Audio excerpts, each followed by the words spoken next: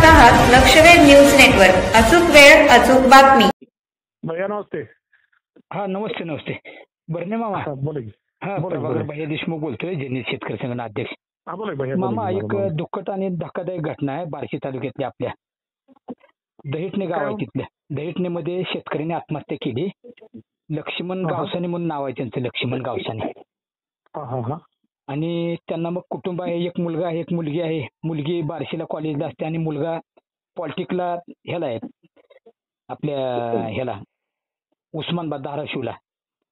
आणि ती कुटुंबाची आर्थिक परिस्थिती गरिबीची आहे। मग त्यांना अजून शासनाने दखल घेतलेली नाही, कुठलेही सहकार्य नाही त्यांना। लगेच सांगतो बार्शीला तहसीलदार कोण आहे बार्शीला? शेख आहे।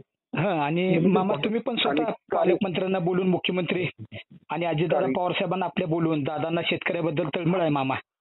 तुम्ही पण तळागाळातले आमच्या सोलापूर जिल्ह्याचा आदर्श पालकमंत्री म्हणून भरणे मामा काम केले। आणि दुसरं बार्शी तालुक्यातले कारीज एक शेतकरी त्यांनी पण आत्महत्या केलेली आहे 5-6 दिवस झाले। त्यांचं शरद भागवत गंभीर। एक मिनिट, शरद भागवत गंभीर। त्यांना पण भरत गोगोले साहेब भेटायला गेलते, पण त्यांना कुठली मदत केली नाही। त्यांनी 50,000 रुपये दिलेत भरत गोगोले साहेबांनी, रोजगार हमी मंत्री, परंतु बाकीची मदत त्यांना पोहोचलेली नाही। थोडा आधाराची गरज आहे सध्या ह्या अतिवृष्टीचा परिणाम म्हणून लगेच सूचना देतो तहसीलदार कलेक्टर लगेच सूचना देतो। थोडं बोलून हे करा भरणे मामा। आणि तुम्ही पण भेट द्या वेळ काढून एक दिवशी मामा, तुम्ही पण एक दिवशी वेळ काढून त्या कुटुंबाला भेट द्या बार्शी तालुक्यात। चालतंय वेळ काढा, तुमची पळापळ्या राज्यात सगळीकडेच परिस्थिती अतिवृष्टीची। नक्की करतो। चालेल मग त्या दुःखाचं तेवढं पुण्य घ्या त्या लेकरा बाळाचं मामा। चालेल बरं।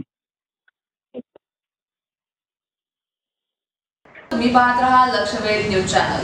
आमच्या लक्षवेध न्यूज नेटवर्क चॅनलला लाईक करा, सबस्क्राईब करा आणि शेअर करा।